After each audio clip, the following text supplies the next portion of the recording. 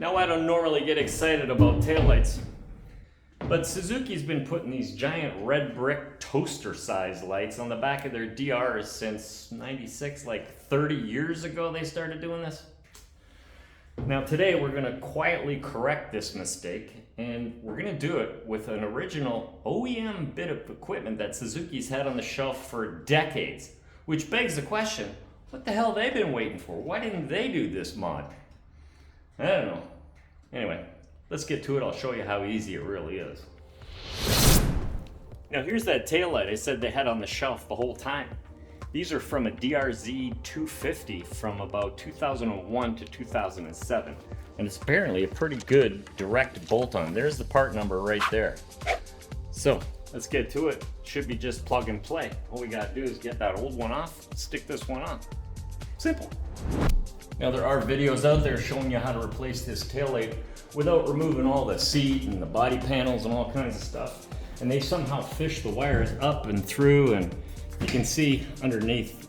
Now, you could probably do it, but are you kidding me? Why would you go through all that hassle? Just remove the body panels, the seat, the fender, just get everything loose so you can get at it and reroute those wires properly.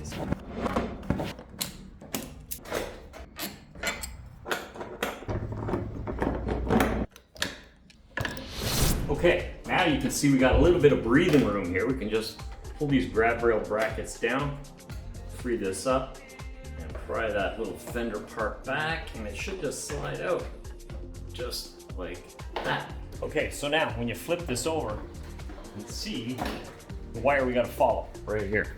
This is the taillight wire, follow it out.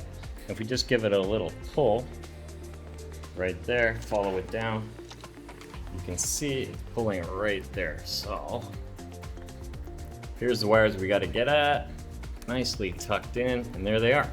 So we got a black with a white stripe, we got a white with a black stripe, and we've got a gray wire, and conveniently when you look at the OEM replacement, same deal. We got a gray, we got a white with a black stripe, and a black with a white stripe.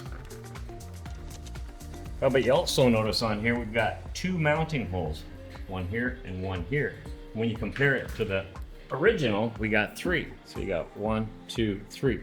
So we just got to figure that out. I'm sure it's no big deal. Everybody says it's plug and play, just slot it in. There's a way to do it, so well, let's just figure it out. Okay, so I think the first thing we should do is just disconnect these wires here so we can pull this whole train through the frame of the bike. Okay, now we're freed up. Get this thing over to the workbench, get these screws taken out, and pop the new one in. Okay, pretty straightforward from here on in. Just back these guys out. Even with the JIS driver, they were tough. Now you gotta feed the wire through. Done, just like that. All right, now let's see how the new one fits in. Now, like I said before, we've only got 2 holes for this one, and there's 3 holes to mount. But if you notice, there's a little tab thing here. See this little slot right here? That guy just fits right in like that, okay? But you'll notice there's a hunk of wire hanging. It's nice because it actually comes with a little grommet thing. See that? We're gonna feed that through the hole, through this hole right here. How hard can it be? Just jam it in the hole. You know what I mean? I like to jam stuff in the hole. You know what? We might need a little bit of lube on there. Oh yeah, we got some lube. Grease that guy up. Oh yeah, look at that. Beautiful. All right, now, because we only have 2 holes to mount, this 3rd hole, it's not gonna be doing anything. So I'm gonna pop the grommet out. We can just take this piece of rubber tape and stick it right over that hole. Beautiful. Now that's gonna stop any debris, any mud, any crap getting up and in there. And it plugs that hole nicely. And we could even put a little hunk of tape on the bottom side. That's actually really good tape. That stuff's not coming off. You can see that? So the inside's covered. That's covered. Now we can slip this right into that little slot. Nice fit. Look at how that thing just fits into that pocket. Sexy! Suzuki, why didn't you do this? Like, you've had these things in stock since 2001. Why are you still using these clunky things on a 2026?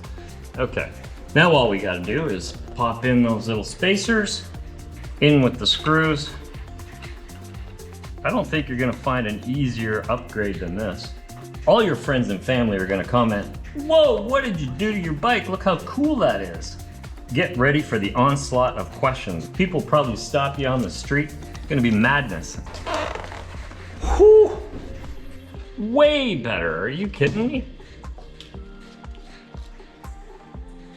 Think of the wind resistance now. You're probably gonna save 20 miles per gallon because of the wind is just gonna pass over that like nothing. All right, let's go slap that back on the bike. There you go, look at that. See how sleek that design is? Let's turn on the bike, have a look, prove it. Oh yeah, that's an easy mod. Everybody should do it. Get rid of that giant brick that was on there before. Where is that thing? Right here, look at this thing. Like, are you kidding me? Why would they keep putting this giant cinder block on the back of the bike? It looks ridiculous. Look at that comparison right there.